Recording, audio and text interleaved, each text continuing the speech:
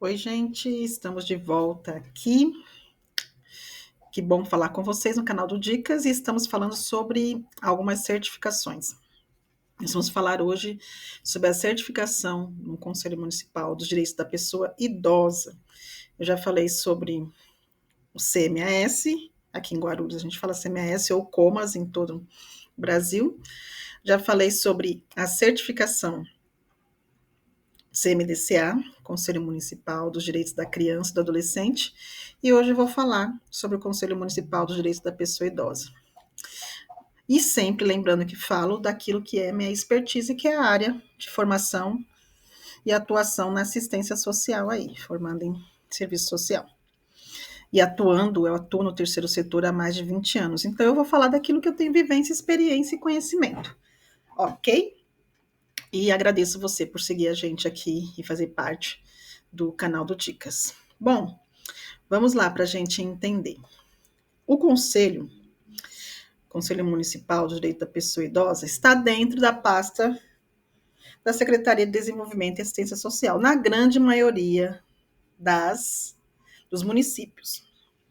E a inscrição é feita na casa dos conselhos. Eu vou pegar como exemplo aqui o estado de São Paulo, tá? A prefeitura de São Paulo, tá? Que é uma certificação municipal. Vou pegar a prefeitura de São Paulo. Então, esse conselho está dentro da pasta da Secretaria de Direitos Humanos. Achei bem interessante quando eu pesquisei num site. Então, como a maioria está na Secretaria da Assistência e Desenvolvimento, em São Paulo, no município, está dentro da pasta de Direitos Humanos. E a inscrição é feita na casa dos conselhos. E aí, então é muito simples, como acessar, como fazer a busca, como desenvolver. Mas se você precisar de assessoria, nós estamos aqui justamente para isso, porque tem a terminologia, tem a legislação, enfim, social e específica do idoso, que precisa ter o conhecimento, know-how, para poder elaborar esse documento para ser enviado, okay? De preferência por um profissional da área da assistência social. Bom, vamos lá para a gente entender alguns itens, né? O Conselho Municipal da Assistência do Direito da Pessoa Idosa, Conselho Municipal do Direito da Pessoa Idosa, ele faz parte de um combo aí, onde a prefeitura tem a função principal de administrar o município, a prefeitura ela é responsável pelo poder executivo, executar as políticas públicas, e comandada por um prefeito. Então, o prefeito tem que comandar todas as políticas públicas, executar todas as políticas públicas dentro da sua lei orgânica aí da cidade. A secretaria está abaixo da prefeitura, tem como função, Secretaria Municipal, planejar, implementar, coordenar políticas públicas para proteger e amparar a população em vulnerabilidade social. Então, leque maior, prefeitura. Qual é o órgão que tem maior gerência, não deve ter poder, né? Gerência sobre a cidade? É a prefeitura. E essa função da prefeitura é administrar e executar todas as políticas públicas. Como que ela vai fazer isso? Por meio das secretarias. E aí uma das secretarias, dentro do que a gente está falando aqui, é a assistência social, responsável por planejar e implementar todas as políticas públicas. E aí entra entre os conselhos, né, os conselhos específicos. E aí, no caso, nós estamos falando aqui do Conselho Municipal do Direito da Pessoa Idosa, que tem como principal função deliberar, fiscalizar e formular políticas públicas voltadas à promoção, proteção e defesa dos direitos das pessoas idosas no âmbito municipal. Gente, a gente tem visto, isso não é novidade para ninguém, que o país envelheceu, a população brasileira envelheceu, e nós, nos próximos 10 anos, vamos dobrar a quantidade de pessoas idosas que nós temos, e se deveríamos ter um cuidado muito atencioso em relação à pessoa idosa, isso precisa acontecer cada vez mais. E aí, pensando nisso, existem os conselhos para acompanhar os trabalhos, os projetos, os programas que são executados aí em parceria com a secretaria, com a prefeitura, dentro da assistência social. E aí, como que é composto esse conselho, né, composição? A gente vê isso lá desde a LOAS e todas as outras legislações, que nós temos que ter uma participação paritária, né, onde existe a participação do poder público e da sociedade civil. E aí a gente tem o poder público sendo composto aí, representado por diversos funcionários das diversas secretarias do governo, Secretaria do Meio Ambiente, Secretaria de Finanças, Secretaria da Fazenda, da área jurídica, enfim. E é importante por quê? Porque aí a gente trabalha essa intersetorialidade, né? Que todos os setores precisam se conversar. Só a assistência não resolve tudo, só a educação não resolve, e por aí por diante. Por isso que é preciso que nesse conselho sejam representantes do poder público. Mas também, inevitável, quem está lá na ponta e vai receber o serviço precisa ter também participar. Então, aí nós temos a participação da sociedade civil com as OSCs, que são as organizações da sociedade civil, os conselhos de bairros e outros representantes. É importante lembrar que esses conselhos têm reuniões mensais, essas reuniões são abertas para quem quiser participar, mas é claro que só tem direito a voto quem faz parte da diretoria. Então, é importante acompanhar, geralmente, em média, 2 anos de gestão para cada conselho, e aí a essa mudança, né, de tempo em tempo. A liderança está com o poder público, quanto tempo está com a sociedade civil. Então, isso precisa ser executado para que todos possam participar, essa composição direta e indireta. E é aberto para todos. Então, se você está aí na sua região, quer saber como que funciona a assistência social, entra no site, ou entra no Instagram, ou vai na prefeitura e pergunta como é que funciona. Peça as datas das agendas, isso é direito seu, você pode participar enquanto sociedade civil, enquanto organização, enfim, conselho, você pode, tem todo o direito de participar, para você saber como as coisas estão acontecendo. E se fizer sentido para você, a partir do momento que entender que está preparado, você pode fazer parte também da composição da mesa diretora. Então, o conselho, esse conselho da pessoa idosa, do direito da pessoa idosa, é um dos pilares da política de controle social. Por quê? Porque ele tem a participação direta da população na construção das políticas públicas, foi aquilo que eu acabei de falar. É muito importante que a sociedade civil participe e tenha a sua voz ouvida. E esse, nos conselhos, é um momento de ser ouvido, assim como também existem as conferências que acontecem a cada 2 anos. A gente teve, inclusive, recentemente a conferência do direito da pessoa idosa. Participei de algumas aqui em Guarulhos, algumas reuniões. Guarulhos é macro, então houve subdivisões, né, nas regiões. Então, esse conselho é muito importante, muito importante. Então, se você atua nessa área, ou você deseja atuar, ou tem a causa, né, você tem a causa da pessoa idosa, procure saber, procure acompanhar, porque esse controle social, essa participação social, ela é muito importante, e é direito nosso, constituído aí na legislação da assistência social e na própria Constituição. Bom, o Conselho Municipal de Direitos da Pessoa Idosa realiza registro de programas e ou projetos de assistência à pessoa idosa realizados na cidade de São Paulo. Lembra que estou pegando como exemplo a cidade de São Paulo? Então, tudo que eu estou falando aqui é de São Paulo. Pode mudar alguma coisa dentro da sua região? Pode. Mas, numa forma geral, é a estrutura que eu gostaria que você entendesse, como que funciona para você obter essa certificação. Então, ele vai dar exemplo aqui. Como é que uma organização que está na cidade de São Paulo pode tirar o seu certificado de atuação e reconhecimento na política pública da pessoa idosa. Então, aí a gente vai ver quais são as modalidades, né? Por exemplo, nós temos a modalidade da instituição de longa permanência para idosos, ILPIs, né? Nós temos os núcleos de convivência de idosos, chamados de NCI. Nós temos o centro-dia para idosos, chamado de CDI. Nós temos o centro de acolhimento especial para idosos. Então, o primeiro, a pessoa, o idoso, ele mora lá, são os antigos abrigos, né? Esses 2 núcleos centro-dia seria mais uma atividade como se fosse parecido com o socioeducativo para crianças e adolescentes, né? As pessoas vão lá, participam da atividade e voltam. Existe o centro de acolhimento, que já é específico para o idoso ser acolhido nesse espaço, especial para idosos. A gente já está falando de proteção especial, de média, de alta complexidade, né? Nós estamos falando dessa situação, e o Centro de Convivência Intergeracional, ou seja, a unidade, a união das gerações. Existe isso, né, em São Paulo, achei bem bacana os programas e projetos existentes pesquisando aí no site. Então, por exemplo, se você tem uma organização que atua uma dessas áreas, mas ainda não tem a certificação em São Paulo, você precisa dar entrada. Ou se você não tem, mas gostaria de atuar em uma dessas áreas, primeira coisa, vai conhecer uma organização, veja como é que funciona, vê se é isso mesmo que você quer, procure legislação, procure conhecer, procure um assistente social, um técnico da área para te orientar sobre esse assunto e elabore a documentação para dar entrada.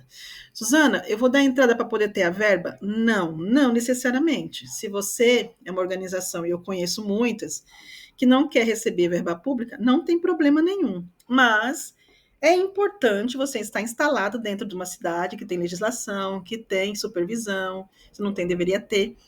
E é importante que você tenha esse reconhecimento também municipal para dar credibilidade ainda mais para o teu serviço e para aquilo que você executa.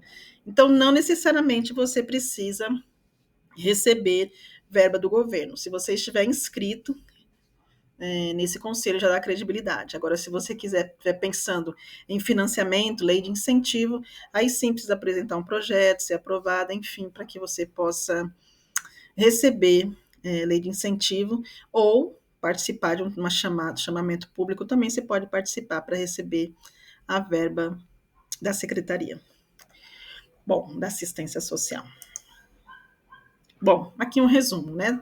Peguei do próprio site, tá, gente? Então, projetos. Entende-se por projeto o conjunto de ações complementares às políticas públicas continuadas, os programas, que envolvam promoção, proteção, defesa de direitos, pesquisa, educação, cultura, cooperação técnica, reabilitação, saúde e bem-estar da pessoa idosa. Então, isso tudo são projetos e programas que existem ou podem existir e que as pessoas que quiserem a certificação, as organizações, quando eu falo as pessoas, são os líderes das organizações, que quiserem essa certificação, precisam enviar uma documentação solicitando a inscrição ou renovação, se você já tem. Isso é renovado de tempo em tempo, tá? Não é mandou uma vez e já consegue, não, de tempo em tempo.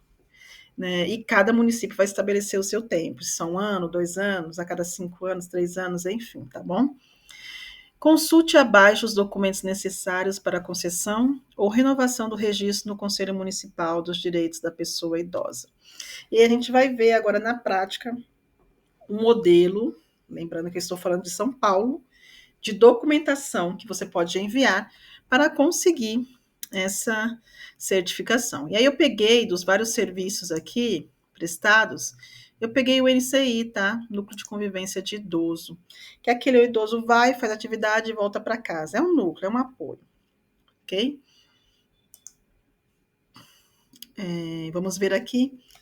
Primeira coisa que a pessoa precisa fazer, conforme a sequência deles, é ter a noção de compreensão de todos os documentos que são necessários. E aqui eles vão pedir o ofício com papel timbrado em nome da OSC, solicitando a inscrição ou renovação. E essa organização tem que estar em consonância com a legislação específica que eles dizem aqui, do Estatuto do Idoso. Estatuto do Idoso. Então, não adianta a organização enviar, sendo que o Estatuto não está dizendo que, preconizando, né, que a organização pode atuar com a pessoa idosa. Então, esquece, você não vai participar. Renova o seu Estatuto. Aí você entra em contato com a gente. Nós temos o Instituto Elas, terceiro setor. Nós vamos atualizar o seu Estatuto para ficar redondinho para você participar. O CNPJ da organização, e aí ele vai dizer o próprio site onde você vai buscar, o estatuto social, a cópia simples, a ata de eleição, o plano de atividades, que é você descrever o que você vai acontecer e vai fazer. E tem tudo aqui discriminado como você vai realizar.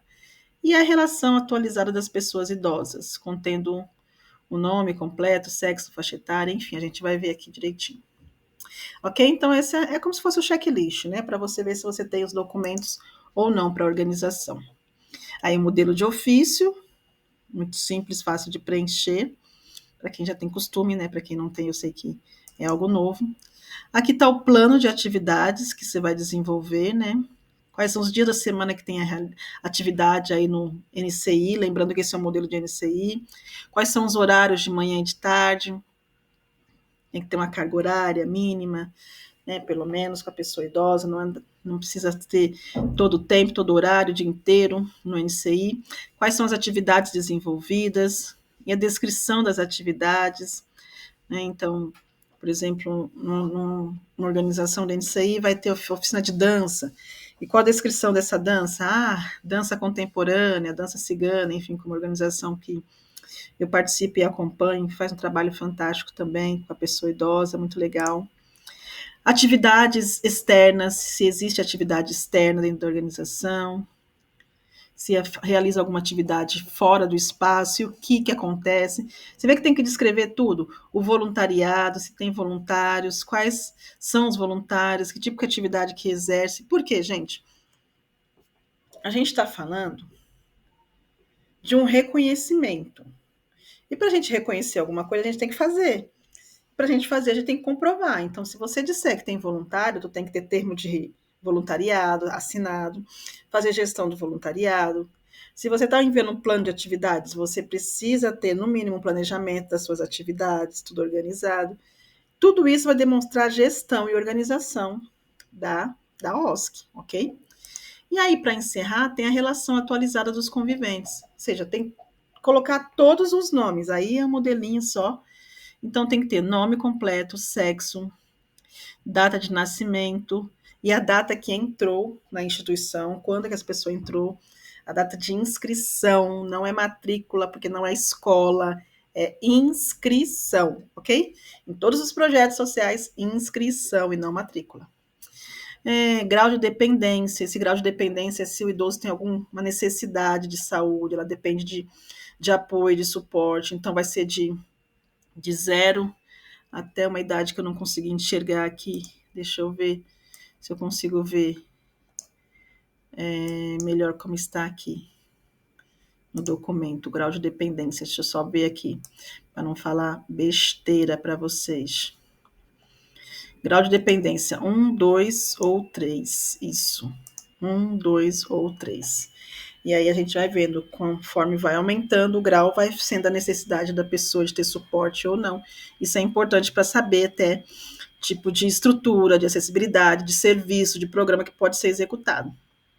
E as necessidades de contenção. A organização tem, o idoso tem, a pessoa idosa tem alguma necessidade de contenção ou não, deixar específico, isso também detalhado para a certificação. E aí, enviando esses dados, gente, você envia, pode enviar por e-mail mesmo, aqui no caso de São Paulo, e eu acho que a grande maioria está agindo assim também. Você vai enviar por e-mail, cadê o e-mail? Aqui, ó.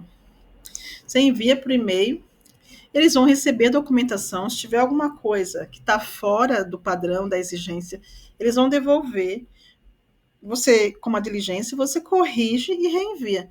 Não é um bicho de 7 cabeças, não é nada difícil de ser feito. Eu já fiz isso para uma organização, a organização está com certificado, vai renovar, acho que é o ano que vem, renova, e deu tudo certo. Foi super tranquilo, super feliz para a organização. E isso demonstra o quê? Demonstra a credibilidade da organização diante do município. Quando alguém chega e vai na organização e vê aquele certificado e fala, puxa vida, a prefeitura reconheceu o trabalho de idoneidade. Pensando em doadores, pensando em parceiros, empresas, pensando em voluntariado, a gente tem uma grande credibilidade em obter essa certificação.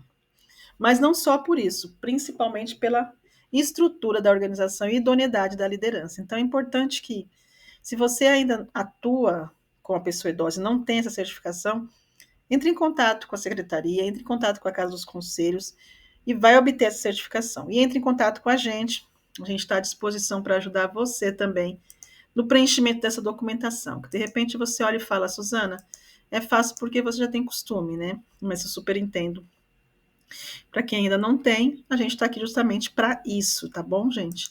E aí a fonte de onde eu tirei as informações, Secretaria de Direitos Humanos de São Paulo, porque o conselho está dentro dessa pasta, tá bom? Conselho Municipal de Direito à Pessoa Idosa, CMI São Paulo, e os arquivos aí do Dicas Terceiro Setor de 2024 e 2025. Agradeço muito por você ter ficado com a gente até aqui, e é isso. Não deixe de fazer e dar entrada no conselho respectivo da sua área de atuação. Isso é transparência, credibilidade e trabalho em conjunto com o município. Um grande abraço, até o próximo vídeo. Tchau, tchau.